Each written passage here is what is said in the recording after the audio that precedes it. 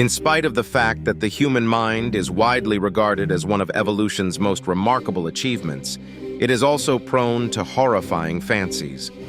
Throughout the centuries, the pages of history have sung about horrible tales of torture, human brutality, and the sadistic pleasure both individuals and groups of people gained from seeing others in excruciating anguish. This sadistic pleasure was derived from both witnessing others in excruciating suffering and from inflicting that agony on others. In this video, we will discover, if you dare, some of the most gruesome methods that individuals were put to death in ancient times. Crucifixion, from the ancient world to the modern. The crucifixion comes first on this gruesome order of events. This is something that was done in the ancient world as well as in the modern world, even up until the 20th century. The Assyrians and Babylonians were the first to utilize it, and they were followed by the Persians, Alexander the Great, and the Phoenicians, who were the first to utilize it in Rome in the 3rd century BC. The act of crucifixion consisted of the victim being nailed or fastened to a beam of wood, sometimes known as a cross. In order to support the weight of the individual, nails were driven through the bones located below the wrists. Only the median nerve was struck, which would cause the fingers to become rigid and the hands to flex downward in a painful contracture. This was a brilliant location because it avoided hitting any important blood vessels. Once the legs became too weak to support the body, the arms were forced to do so in order to keep the body upright, which resulted in the shoulders being ripped out of their sockets.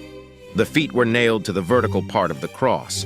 After the elbows and wrists, the length of the arms continued to increase, reaching a total of several inches. At this point, the chest had to support the weight of the body, which resulted in difficulties breathing and ultimately death from suffocation. Rat torture, eaten alive. In spite of the fact that they appear to be having a good time in the video above, rats are routinely subjected to cruel and unusual punishments, which ranks among the worst possible ways to die.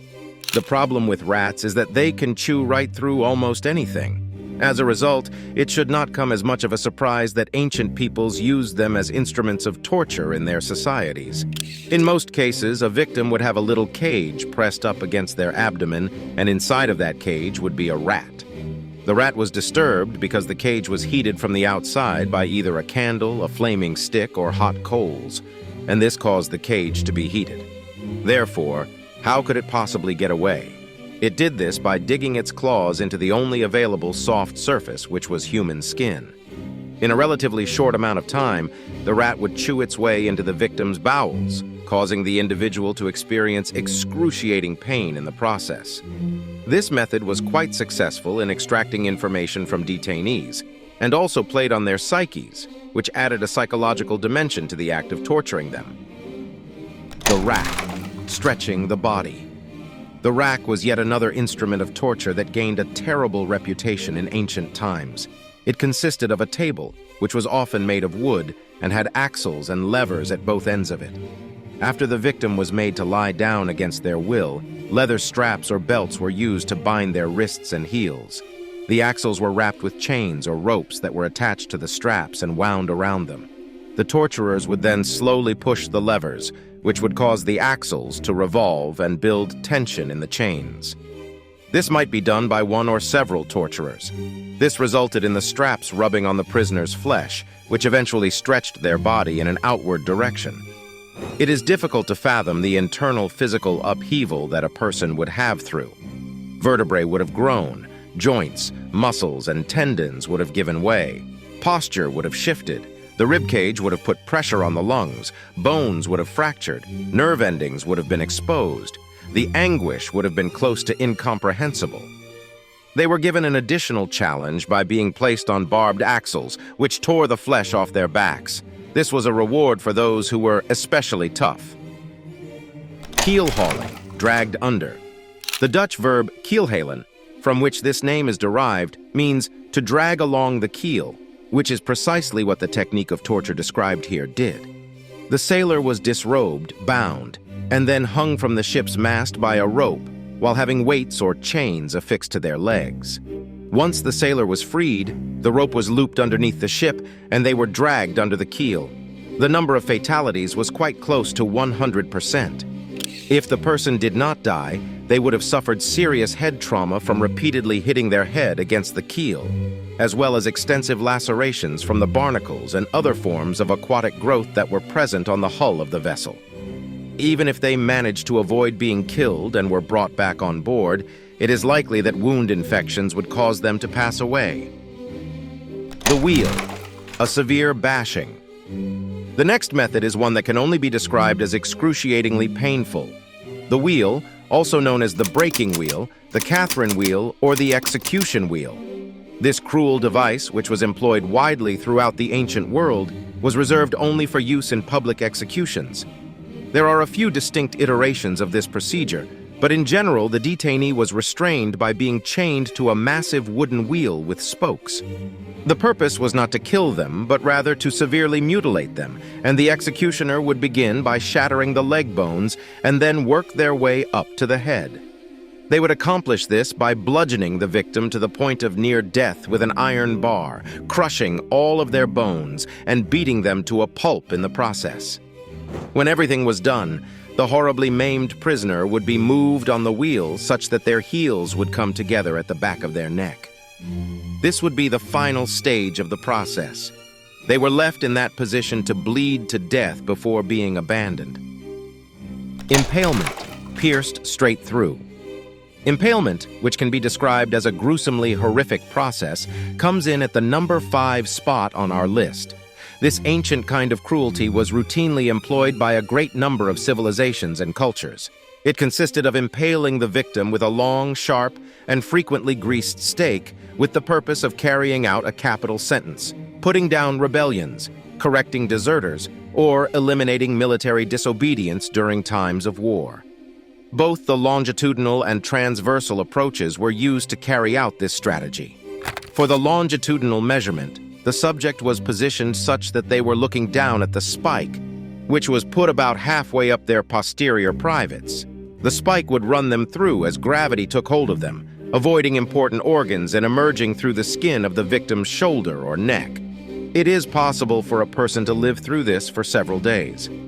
When performing a transversal, the stake was instead driven through the body of the victim, either from front to back or vice versa, depending on the desired effect. Impalement can also take the form of gaunching, in which the victim is flung upon metal spikes, hooks, or rods, and is either left there to die or is subjected to additional agony by the person carrying out the sentence. Blood eagle, giving the victim wings. Welcome to the most barbarous way to die in the ancient world, the practice of the blood eagle, if the 6 other ways to die in the ancient world have not yet made you feel queasy. In spite of the fact that it is the subject of much controversy as to whether or not this type of torture actually existed in the real world or was merely an invention of the written word, one thing is for certain: it was conceived by an extremely disturbed mind. The rite of the blood eagle was first referenced in the late poetry of the Skalds. The victim would be forced to lie on their stomach while their back was cut open. Their ribs would be separated from their spine, and their lungs would be pushed out the incision to produce a pair of gory wings. The victim would be kept alive through this process. However, if the Viking sagas are to be believed, this method has certainly earned its place as one of the most gruesome, excruciating, and outright horrifying ways to end one's life. It is difficult to image anyone remaining conscious long enough for this to be accomplished. Molten gold, scorched from the inside. The seemingly impossible method of execution that involves sipping molten gold has earned the number 3 slot on our list.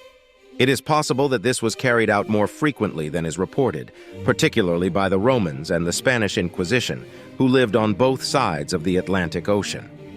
The method is rather straightforward. The victim would first be bound, then their lips would be forced open, and then heated gold would be poured down their throat.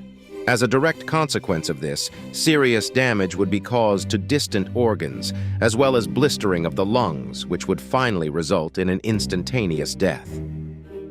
Flaying, skinned alive. The following form of torture is almost as bad as the one described before due to the sadistic way in which it is carried out.